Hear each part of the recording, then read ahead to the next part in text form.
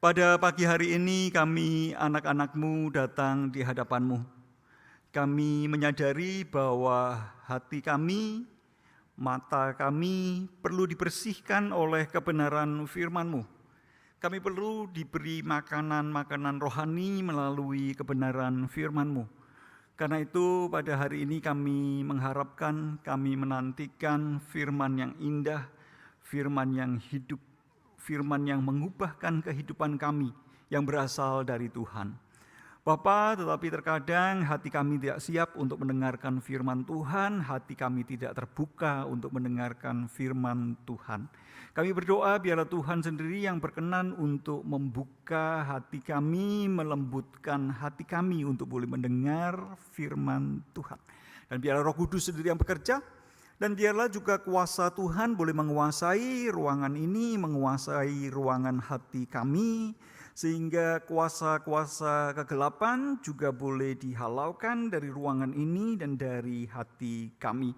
Sehingga benih kebenaran firman Tuhan itu tidak ditabur dan dengan segera dimakan oleh burung, ataupun jatuh di tanah yang berbatu, ataupun tanah yang bersemak duri, tetapi boleh jatuh di tanah yang subur. Kami hanya mampu berharap kepada kuasa Roh Kudus yang bekerja untuk boleh melembutkan hati kami dan membuat firman ini efektif bagi kami. Bekerjalah di tengah-tengah kami di dalam pemberitaan firman ini. Di dalam nama Tuhan Yesus Kristus kami berdoa. Amin. Ya, selamat pagi Bapak Ibu Saudara sekalian. Semoga kabarnya semuanya baik-baik saja, ya. Semuanya baik-baik saja atau ada yang tidak baik? Luar biasa, ada yang luar biasa. Tetapi sekalipun ada yang kondisinya tidak baik hari ini, kita bersama-sama datang di hadapan Tuhan dan kita berkumpul di hadapan Tuhan yang penuh dengan kasih karunia bagi kita. Hari ini kita akan berbicara tentang belas kasih yang melebihi tradisi. Dan saya mengajak kita membaca satu bagian dari kitab suci yang terambil dari Lukas yang ke-13, ayat yang ke-10 hingga ayat yang ke-17 yang berbunyi demikian. Pada suatu kali, Yesus sedang mengajar dalam salah satu rumah ibadat pada hari Sabat. Di situ ada seorang perempuan yang telah 18 tahun sakit karena dirasuk roh. Punggungnya bungkuk sehingga ia tidak dapat berdiri tegak lagi. Ketika Yesus melihat perempuan itu, ia memanggil dia dan berkata kepadanya, "Hai ibu, engkau telah bebas dari penyakitmu." Lalu ia meletakkan tangannya atas perempuan itu dan seketika itu juga tegaklah perempuan itu dan memuliakan Allah. Namun kepala rumah ibadat marah karena Yesus menyembuhkan orang pada hari Sabat. Lalu ia berkata kepada orang banyak, "Ada 6 hari untuk bekerja. Karena itu datanglah pada hari-hari itu untuk disembuhkan. Tetapi jangan pada hari Sabat." Namun Tuhan berkata kepadanya, "Hai orang-orang munafik, bukankah setiap orang di antaramu melepaskan lembunya atau keledainya pada hari Sabat dari kandangnya dan membawanya ke tempat minuman?" Perempuan ini keturunan Abraham dan sudah 18 tahun diikat oleh iblis. Bukankah ia harus dilepaskan dari ikatan itu pada hari Sabat? Waktu ia berkata demikian, semua lawannya merasa malu. Dan semua orang banyak bersuka cita karena segala perbuatan ajaib yang telah dilakukannya. Bapak Ibu, Mari kita bersama-sama bermain andai-andai dan membayangkan. Bayangkan Bapak Ibu Saudara sekalian, ada satu rumah sakit yang sedemikian baik ya. Jadi punya profesional dokter yang kompeten, ahli begitu ya. Bukan dokter-dokter yang ngawur begitu, dan memiliki reputasi yang baik sekali. Kemudian memiliki standar kesehatan yang tinggi, diperlengkapi dengan peralatan-peralatan yang sedemikian canggih untuk melakukan operasi dan diagnosa dan sebagainya. Pada intinya rumah sakit ini adalah rumah sakit yang baik. Dan karena rumah sakit ini baik, semua orang yang datang di sana itu pada akhirnya itu sehat. Sampai suatu saat, lucunya begitu ya, rumah sakit ini kemudian di dalam perkembangannya membuat satu peraturan dan plakat besar. Maaf, karena yang datang ke sini itu orang-orang yang sudah pada akhirnya itu menjadi sehat, maka maaf, yang sedang sakit dilarang masuk. Tentunya ini merupakan satu ironi. Tentunya ini merupakan sesuatu yang ya rumah sakit tempatnya orang sakit. Kalau sampai rumah sakit melarang orang sakit itu datang, ya sebetulnya dia bertentangan dengan naturnya, tujuannya sebagai rumah sakit. Tanggal 6 November yang lalu di dalam eksposisi Lukas kita merenungkan tentang ada batas waktu untuk bertobat. Nah, karena ada batas waktu untuk bertobat, maka kita yang mendengar firman, kita perlu belajar untuk bertobat. Nah, kita bayangkan seandainya kemudian kita itu bertobat. Dan coba kita bayangkan, karena kita bertobat, maka kita menjadi kumpulan orang-orang yang bertobat, kumpulan orang-orang yang benar, orang yang suci, orang yang bertobat, begitu ya. Kemudian tanpa kita sadari, kita itu membuat peraturan. Bayangkan jikalau seandainya ada gereja. Pernah juga memang ada gereja-gereja yang seperti ini, ada teologi yang seperti ini, yang mengajarkan bahwa jemaat harus berpakaian putih kalau mau datang ke gereja, karena gereja adalah tempat yang kudus. Harus berpakaian sopan, harus berpakaian putih dari atas sampai bawah, semuanya itu putih. Jadi yang tidak berpakaian putih tidak boleh masuk gereja. Bagi yang wanita, tangannya jangan dipotong-potong, harus lengkap begitu kan ya. Dan roknya harus di bawah lutut. Bagi yang tangannya dinaik-naikin, roknya dinaik-naikin, di atas lutut tidak boleh datang ke gereja. Pejuanto hari ini pakai baju kuning begitu kan ya. Enggak tahu roknya di bawah lutut atau tidak. Kalau enggak, Pejuanto hari ini sebetulnya tidak boleh ke gereja, apalagi naik ke mimbar begitu ya. Bayangkan jikalau gereja berupa membuat peraturan-peraturan yang seperti itu. Kemudian kita bisa perpanjang dengan laki-laki yang bertato. Enggak boleh datang ke dalam gereja ini ya. Laki-laki kalau bertato bersihin tatonya dulu baru kemudian datang ke sini. Kalau enggak ya masih bertato, datang ke sini susah sekali gitu kita itu menerima kok orang bertato di sana, bertato di sini begitu ya. Dan kita bisa kembangkan terus begitu ya. Yang merokok boleh datang ke gereja enggak? Enggak boleh datang ke gereja ini. Kalau masih merokok, jangan datang ke gereja ini. Kalau masih minum alkohol, sukaannya minum alkohol, boleh enggak ke gereja ini? Oh, yang minum alkohol tidak boleh datang ke gereja ini. Yang keluarganya berantakan, yang berantem terus, yang bermasalah, itu wah itu orang parah itu tidak dewasa itu keluarganya. Itu kamu waduh dan terus dipermasalahkan dan wah ini kamu tidak dewasa, kamu seharusnya bertumbuh begini begitu. Walaupun tidak diusir tetapi terus dipandang sebagai sesuatu yang negatif. Dan kita bisa melanjutkan selanjutnya Bapak Ibu Saudara sekalian. Apakah gereja yang dipanggil sebagai tempat pemulihan, pada akhirnya kita memiliki satu persepsi yang negatif terhadap mereka yang terluka, terhadap mereka yang membutuhkan, terhadap mereka yang tidak sempurna. Apakah ini arah dari pertobatan yang kita harapkan?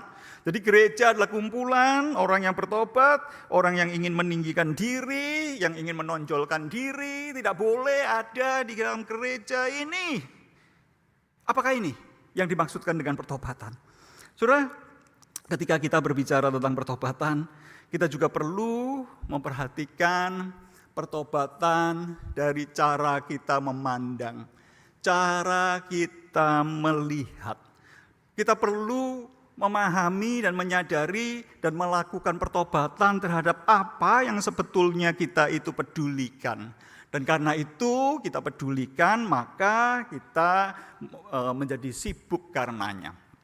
Saudara, pertobatan itu termasuk pertobatan cara kita melihat. Saya akan mengganti kacamata saya di sini.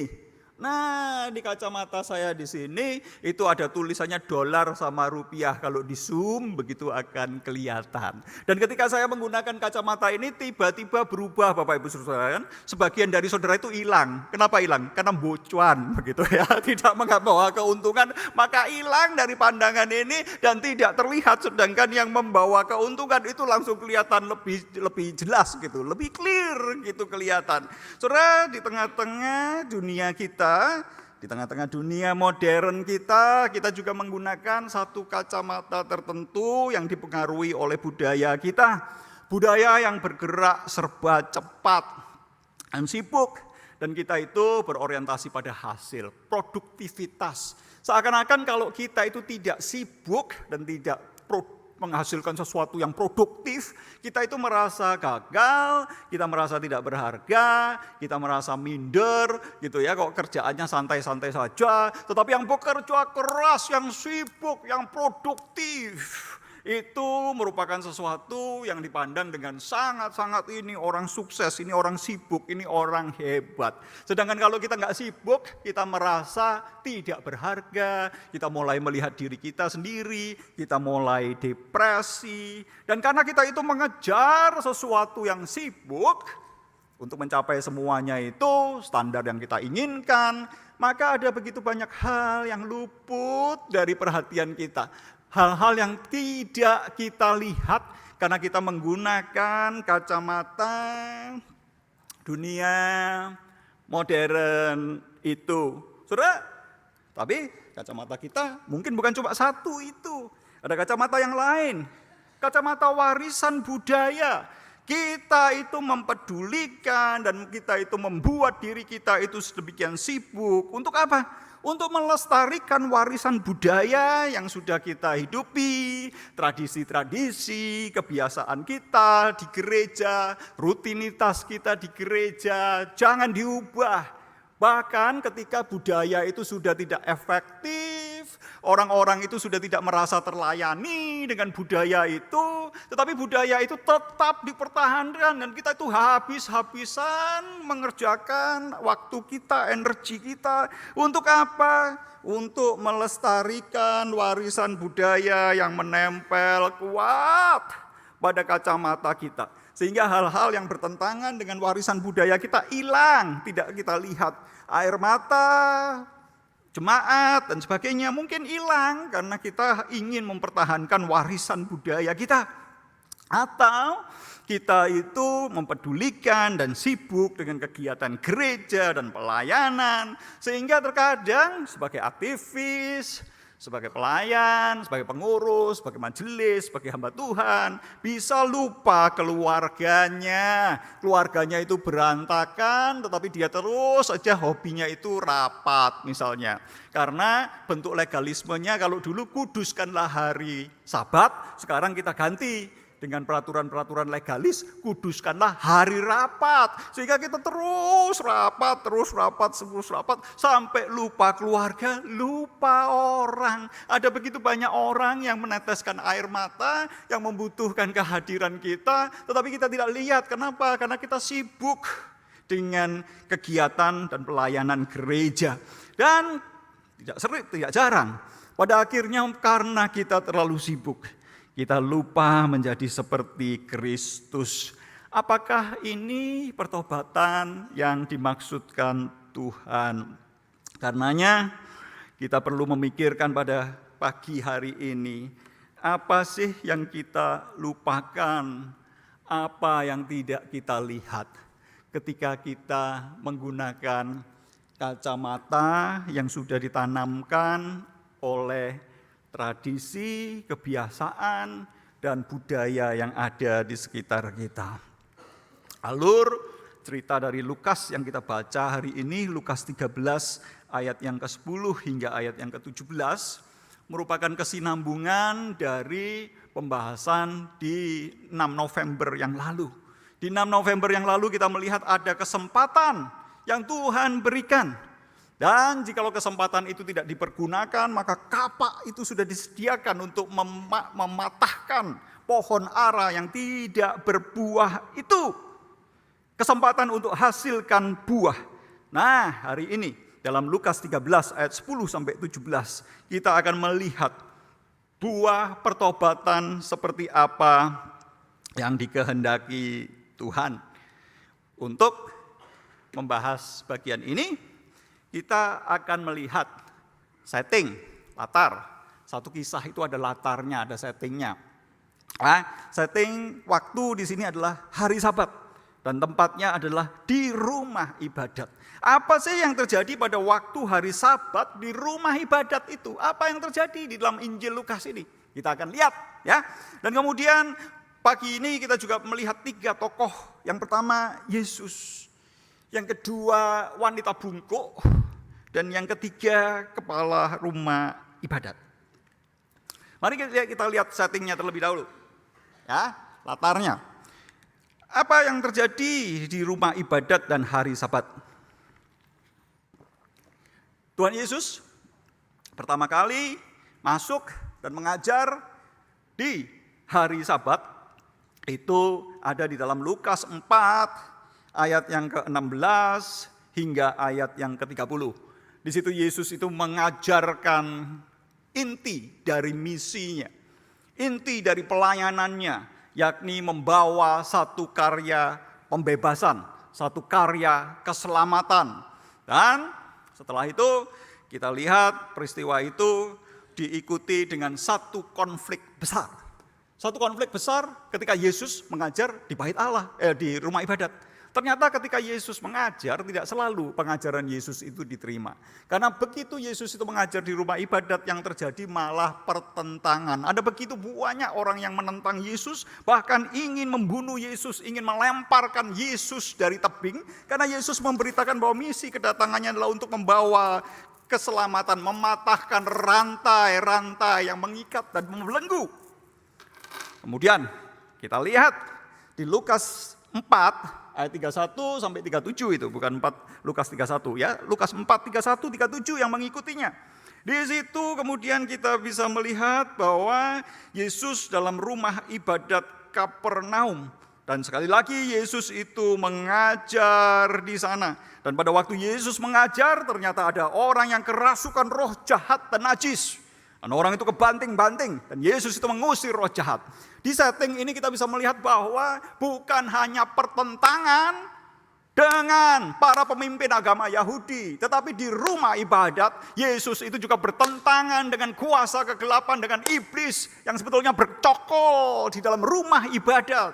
Iblis bercokolnya bukan cuma di bar dan di nightclub, tetapi iblis juga bisa bercokol di gereja, dan konflik itu selalu terjadi di sana. Dan Yesus itu mengalahkan kuasa kegelapan. Hal ini nanti kita juga bisa lihat di Lukas 13 juga sama, bahwa Yesus itu mengusir kuasa kegelapan, kuasa jahat yang membungkukkan seorang wanita di mana di rumah ibadat dan pada hari Sabat. Selanjutnya, kisah selanjutnya yang ketiga, Yesus berada di rumah ibadat di hari Sabat. Bisa kita lihat di dalam Lukas yang ke-6, ayat yang ke-6 hingga ayat yang ke-11. Sekali lagi di situ Yesus memberitakan firman, memberitakan berita pembebasan yang dari Tuhan, dan Yesus sekali lagi membuat mujizat di situ. Dan apa yang terjadi? Yesus diterima? Tidak. Di Lukas 6 ayat yang ke-11, kemarahan mereka itu meluap. Lalu mereka berunding tentang apa yang akan mereka lakukan terhadap Yesus. Dan setelah Lukas yang ke-6, Yesus keluar dari rumah ibadat. Apa yang terjadi? Setelah Yesus keluar dari rumah ibadat, Yesus tidak masuk lagi ke rumah ibadat, tetapi Yesus berkhotbahnya sekarang di mana? Di jalanan. Jadi Yesus tidak lagi khotbah di rumah ibadat, tetapi Yesus khotbah di jalanan. Yang mengherankan Bapak Ibu Saudara sekalian, pada episode yang keempat ini, setelah dari Lukas 6 sampai Lukas 13, itu panjang. Kembali Yesus itu memasuki rumah ibadat dan memberitakan firman dan menyembuhkan orang yang kerasukan dan menjadi bungkuk karena kuasa kegelapan, kuasa iblis itu. Dan sekali lagi Yesus menyembuhkan wanita ini di hari Sabat, menyembuhkan di rumah ibadat pada hari Sabat. Saudara, apa sih yang menjadi inti pemberitaan Yesus tentang kehadirannya, tentang misinya di rumah ibadat? Kita bisa melihat di Lukas 4 ayat yang ke-16 hingga ayat yang ke-30. Dan saya singkat hanya membaca ayat 18 dan 19 saja. Di situ dikatakan, roh Tuhan ada padaku. Oleh sebab itu ia telah mengurapi aku untuk menyampaikan kabar baik kepada orang-orang miskin. Dan ia telah mengutus aku. Orang-orang miskin yang kalau kita pakai kacamata yang tadi saya tulis rupiah dan dolar, merupakan orang yang hilang, pling, tiba-tiba hilang, tidak kelihatan. Yang kelihatan hanya yang menghasilkan keuntungan. Tetapi justru kepada orang-orang miskin yang seperti ini, Tuhan itu menyampaikan kabar baik. Ayat 19, untuk memberitakan pembebasan kepada orang-orang tawanan, untuk mematahkan rantai-rantai ikatan yang membelenggu, dan penglihatan bagi orang-orang buta, untuk membebaskan, sekali lagi, membebaskan orang yang tertindas, untuk memberitakan bahwa tahun rahmat Tuhan, tahun belas kasihan Tuhan, tahun anugerah Tuhan telah datang. Dan setelah Yesus berkhotbah seperti itu, kita melihat di dalam Lukas yang ke-13 ini, apa yang dilakukan oleh Yesus. Pada waktu saya membuat satu ilustrasi, saya bawa kacamata, saya bawa rantai. Tetapi Yesus di dalam memberikan satu ilustrasinya, dia langsung menyembuhkan seorang wanita yang kerasukan setan dan menjadi bungkuk itu. Mari kita lihat tokoh Yesus. Yesus melihat perempuan bungkuk itu. Perhatikan kata ketika Yesus melihat perempuan itu. Ketika kita memakai kacamata tertentu, ada banyak hal yang tidak terlihat.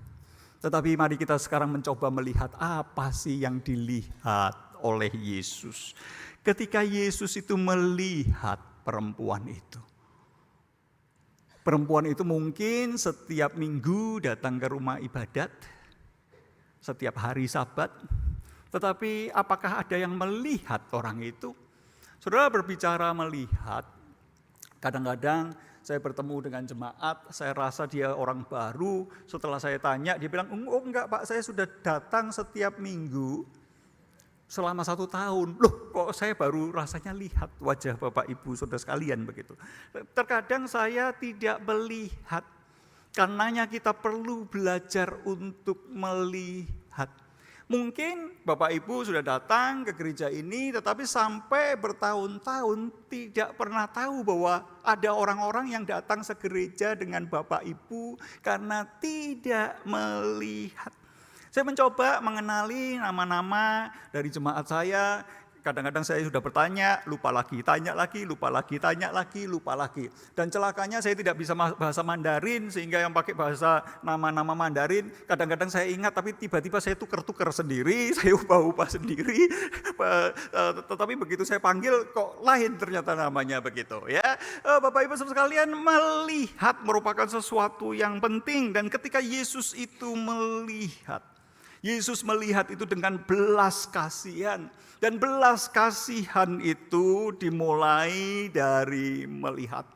Ketika ada seorang janda yang anaknya meninggal, di Lukas 7 ayat 13, Yesus itu melihat dan tergeraklah hatinya oleh belas kasihan. Kacamata Yesus untuk melihat adalah kacamata belas kasihan. Lukas 10 ayat 33. Ketika Tuhan Yesus memberikan perumpamaan tentang orang Samaria yang baik hati, orang Samaria yang baik hati itu melihat orang Yahudi musuhnya yang membencinya itu tergeletak di jalan, dan orang Samaria itu melihat dan tergeraklah hatinya oleh belas kasihan. Demikian juga ketika Yesus memberikan perumpamaan tentang anak yang hilang. Sang bapa itu ketika melihat anak yang hilang, tergeraklah hatinya oleh belas kasihan. Demikian juga ketika Yesus itu melihat Sakius, maka Yesus itu memanggil Sakius dan mengajak untuk tinggal di rumah Sakius. Yesus itu menumpang tinggal di rumah Sakius sebagai satu tanda persekutuan, tanda belas kasihan. Action belas kasihan Yesus. Dan sekali lagi di dalam Lukas yang ke-13 ini, Yesus melihat. Bapak Ibu sekalian, kita perlu mengalami satu pertobatan di dalam cara kita melihat.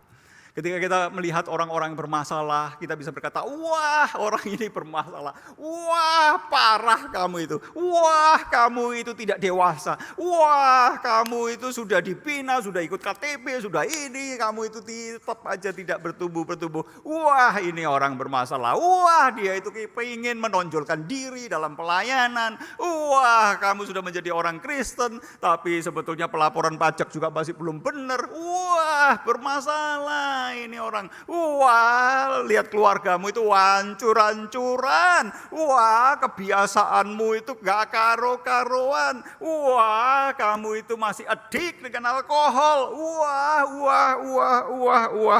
wah. Tetapi kita juga bisa belajar untuk melihat, kita tahu ada permasalahan, tetapi kita melihatnya itu dengan compassion, dengan belas kasihan, dengan welas asih.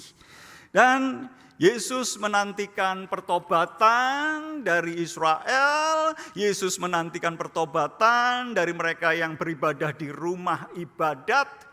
Yesus menantikan buah pertobatan itu. Tetapi sampai terakhir kali Yesus masuk ke dalam rumah ibadat di hari Sabat di Lukas 13 ini, buah itu tidak ditemukan. Dan sekali lagi kita bisa melihat karya Yesus. Yesus adalah Sang Mesias yang membebaskan, yang memanggil wanita itu dan berkata kepadanya, "Hai ibu, engkau telah bebas. Rantai yang mengikatmu itu telah dilepaskan oleh Sang Mesias." Yang meletakkan tangannya ke atas perempuan itu. Dan setelah itu meresponi kepala rumah ibadat. Kepala rumah ibadat itu punya posisi yang penting, pemimpin rohani, ya, hamba Tuhan paling tinggi yang melayani pada waktu itu di rumah ibadat itu, atau ketua majelis paling tinggi yang pada waktu itu menegur, kenapa melakukan mujizat pada hari Sabat, tetapi dia lebih marahin orang-orang jemaatnya. Kenapa kamu itu datang untuk disembuhkan pada hari Sabat? Dan Yesus itu menegur kemunafikan dari pemimpin-pemimpin agama Yahudi. Karena Yesus adalah Mesias yang datang untuk membebaskan. Yesus memulihkan martabat manusia. Dia bukan hanya memulihkan tubuh dari wanita yang tertunduk ini. Wanita ini tertunduk karena kuasa kegelapan yang membuat hidupnya itu tertunduk. tertunduk. Hidupnya itu tidak bisa tegak kembali. Hidupnya itu tidak bisa mengalami relasi sosial yang setara dengan orang-orang yang lain karena dia menjadi berbeda. Dia tidak dilihat, dia tidak dipedulikan karena dia itu tertunduk, dikuasai oleh iblis selama 18 tahun. Tetapi Yesus itu memulihkannya sehingga dia boleh memiliki relasi yang baik dengan yang lain lagi. Dan sekarang dia boleh berdiri tegak sama seperti orang-orang yang lain. Yang selama ini dia tidak bisa berdiri tegak, sekarang dia bisa berdiri tegak. Yesus memulihkan relasi, Yesus memulihkan identitas dari wanita ini. Bagi banyak orang, ini adalah wanita bungkuk. Tetapi bagi Yesus melihatnya bahwa dia adalah anak Abraham yang perlu dilepaskan dari ikatannya. Dan Yesus memberikan satu karya pembebasan yang kita bisa lihat di dalam tegurannya kepada pemimpin rumah ibadat itu sebagai berikut.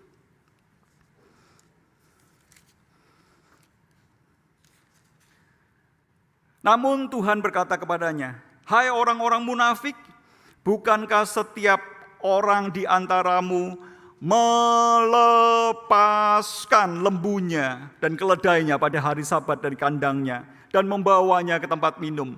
Perempuan ini keturunan Abraham dan sudah 18 tahun diikat oleh iblis. Bukankah ia harus dilepaskan dari ikatan pada hari Sabat?" Kedatangan Yesus adalah kedatangan yang membebaskan dan memulihkan martabat manusia. Wanita yang sakit dan dirasuk roh jahat ini punggungnya bungkuk, tidak dapat berdiri. Disembuhkan oleh Yesus sehingga berdiri tegak dan memuliakan Allah. Wanita yang bungkuk ini disebut Yesus sebagai keturunan Abraham yang harus dilepaskan dari ikatan pada hari Sabat. Ini merupakan satu undangan bagi kita yang terbungkuk. Mungkin kita malu mengakui keterbungkuan kita. Kita datang dengan membuat berbagai dekorasi untuk menutupi bahwa diri kita bungkuk. Mungkin kita malu mengakui kecanduan-kecanduan kita, addiction kita. Malu mengakui kehampaan hati kita. Seperti lagu TPI yang mula-mula mengantarkan kita untuk menyadari bahwa tanpa Kristus kita itu hampa. Tetapi kita malu untuk mengakui kehampaan kita. Kita mungkin malu mengakui akan rasa depresi kita yang jauh, yang dalam, yang terus-menerus. Kita malu, kita menutupi aib keluarga kita, rasa duka kita sembunyikan karena kita malu. Karena orang lain itu akan melihat keluarga kita kok seperti itu. Kok kamu tidak dewasa sebagai orang yang terus berduka. Kita mungkin mengalami kehilangan orang-orang yang kita kasihi dan kita tidak berani untuk mengakuinya. Karena orang tidak mengerti kok kamu berduka, gak hilang-hilang sudah bertahun-tahun, kamu orang percaya, kamu itu tidak dewasa dan sebagainya. Mungkin ada yang merasa malu karena sebetulnya keluargaku itu berantakan dan kita itu menyembunyikannya dari orang lain dan kita itu berpura-pura semuanya itu baik-baik saja dan kita tidak mengakuinya. Tetapi hari ini Yesus itu mengundang kita yang terbungkuk dan kita perlu belajar untuk mengakui, ya Tuhan, aku terbungkuk, aku kecanduan, aku penuh luka-luka, aku penuh kegilaan di dalam kehidupanku ini. Dan aku itu membutuhkan pertolongan dari Tuhan. Yesus itu membawa kabar kelepasan bagi kita. Bagi kita yang terbungkuk. Ini merupakan satu undangan bagi Yesus untuk mengalami pembebasan. Tokoh yang ketiga yang kita lihat adalah kepala rumah ibadat. Kepala rumah ibadat ini marah karena Yesus menyembuhkan pada hari Sabat, menegur orang banyak. Dan Yesus menyebut keagamaan yang seperti ini sebagai satu keagamaan yang munafik. Menghidupi agama, menghidupi kekristenan, datang ke gereja, menjadi orang Elion, melakukan spiritualitas yang biasa kita lakukan, tetapi tanpa dijiwai belas kasihan. Kita perlu menyadari, sekalipun itu kelihatan rohani, tetapi itu bertentangan dengan Injil Yesus Kristus. Dan buah pertobatan yang dikehendaki Tuhan bukan menghidupi aturan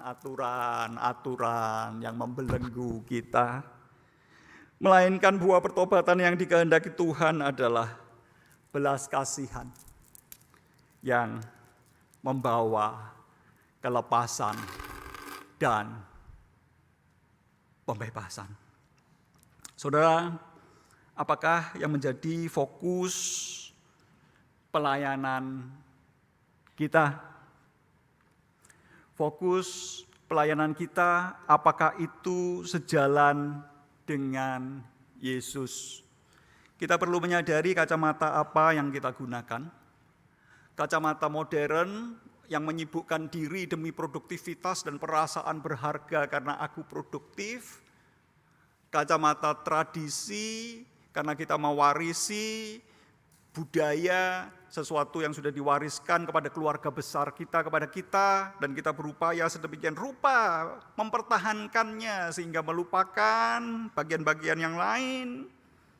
Atau kacamata apa yang sebetulnya kita itu gunakan dan mendistorsi pelayanan kita? Apa sih yang sebetulnya GKA Elion Satelit ini utamakan? Yang terus dikejar sehingga kita itu melupakan orang-orang yang seharusnya kita layani.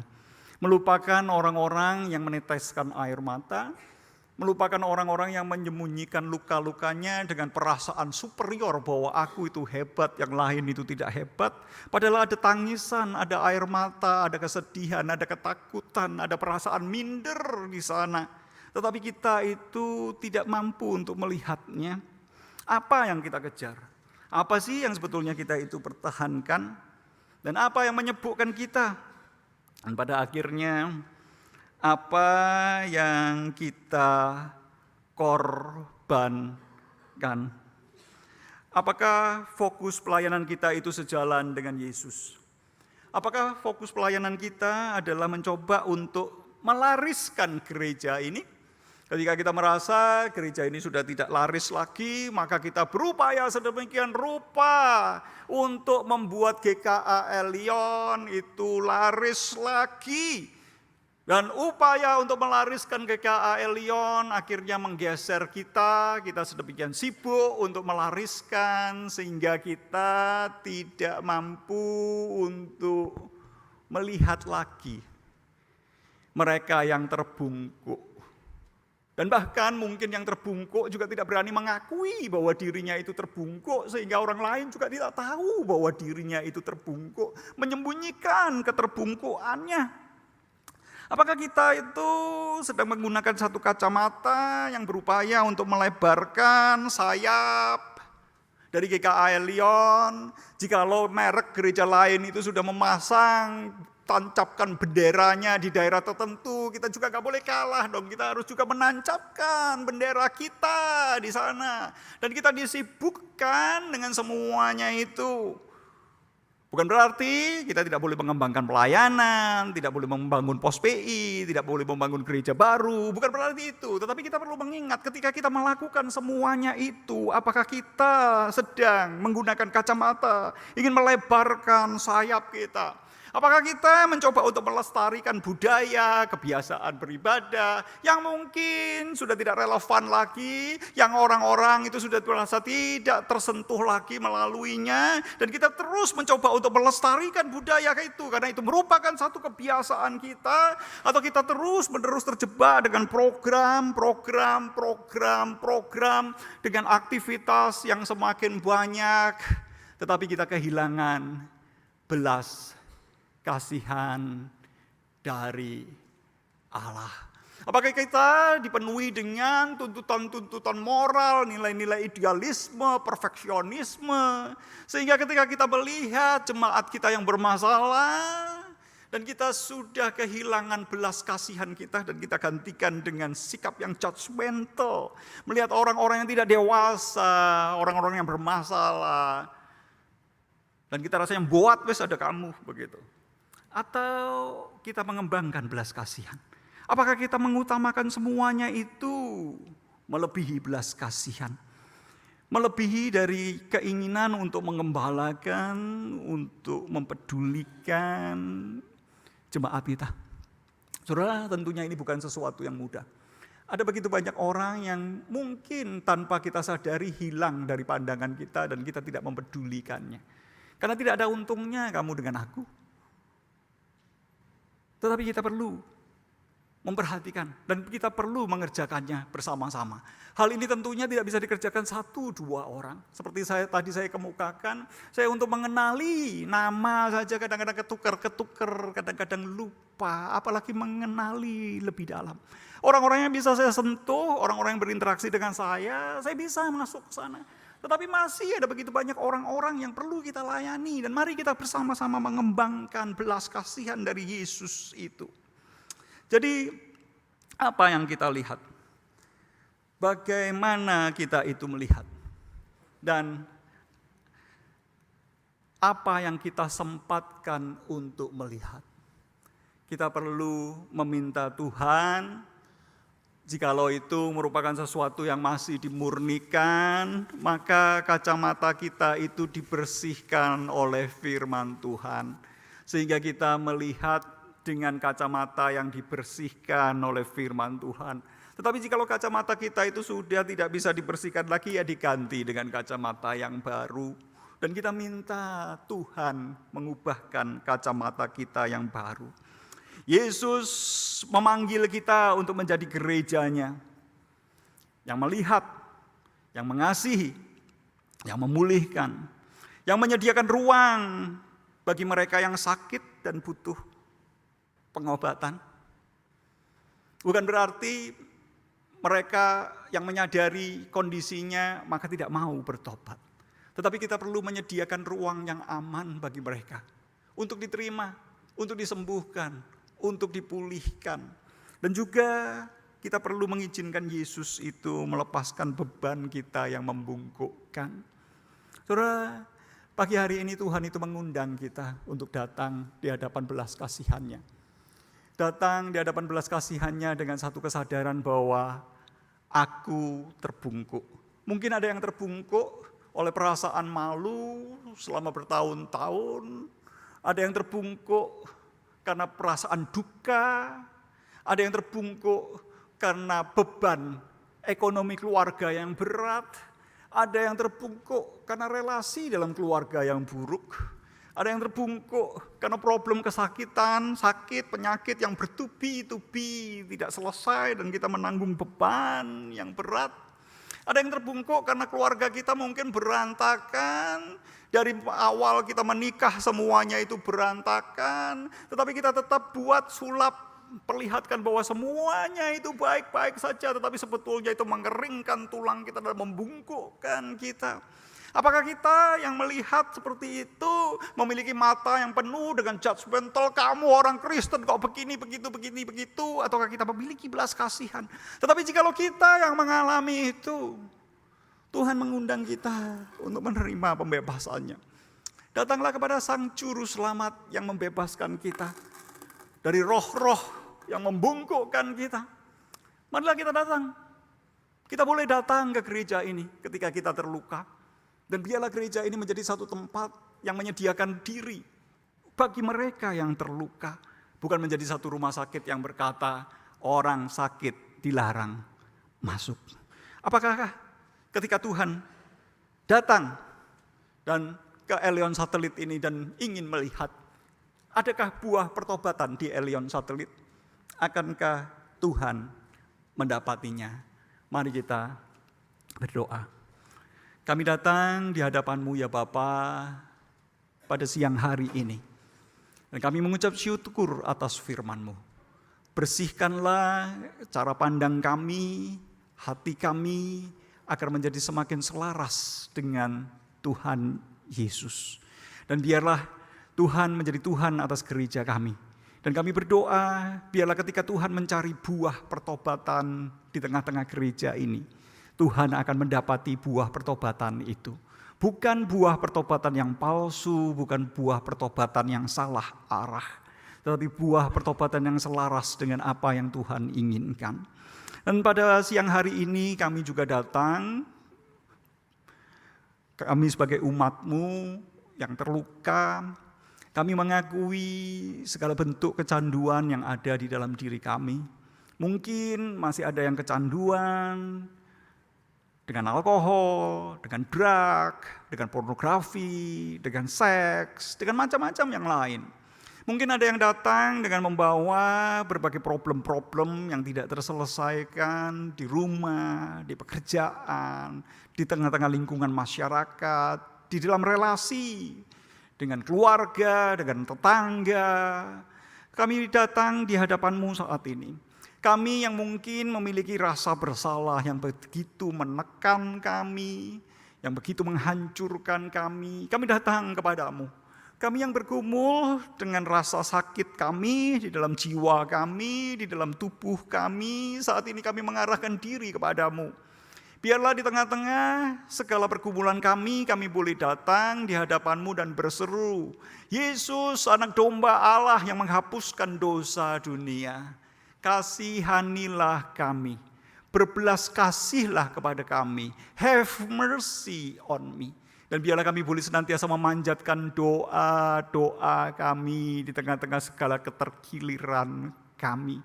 Dan biarlah Tuhan boleh bekerja memberikan karya keselamatan, karya pembebasan. Dan biarlah gereja ini boleh menjadi satu gereja yang membawa kesembuhan dan karya pembebasan dari Tuhan. Inilah doa kami yang kami panjatkan dengan iman di dalam nama Tuhan Yesus Kristus. Amin. Mari